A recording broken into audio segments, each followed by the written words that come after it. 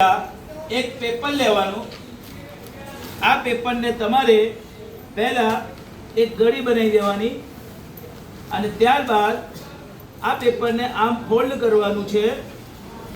આ બાજુના ભાગને આમ ફોલ્ડ કરવાનું છે. ત્યારબાદ આ નીચેનો જે ભાગ છે એને આવી રીતે ગળી પાડી અને આવી રીતે ફોલ્ડ કરવાનું છે. ત્યારબાદ પાછળ તમારે આ ભાગને આવી રીતે ફોલ્ડ કરવાનો છે.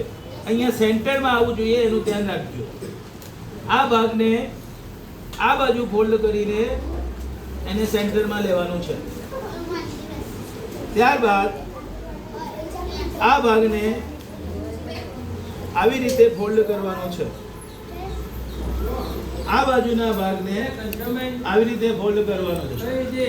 ત્યારબાદ આ ભાગને આવી રીતે તમારે ફોલ્ડ કરવાનો છે અને આ ભાગને પછી અંદર લઈ જવાથી તમારી અહીંયા ચોક્કર ટોપી તૈયાર થઈ ગઈ. આ ચોક્કર ટોપી તમારી તૈયાર થઈ ગઈ.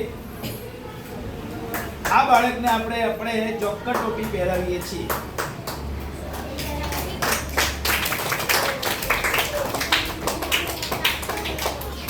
ત્યારબાદ આ ચોક્કર ટોપીને આમ ફોલ્ડ કરી દેવાથી એ ગાંધી ટોપી બની જશે.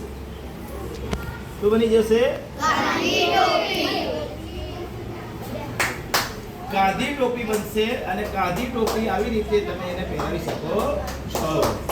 અને ત્યારબાદ આ જ પેપરમાંથી તમે તાજ ટોપી બનાવી શકો છો.